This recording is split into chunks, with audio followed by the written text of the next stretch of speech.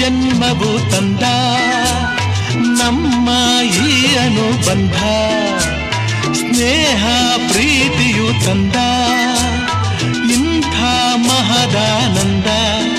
ಎಂಥ ಚೆನ್ನ ಎಂಥ ಚೆನ್ನ ಎಂದ ನಿನ್ನ ಮಾತ ಚಿನ್ನ ಎಂದು ಹೇಳಿದೆ.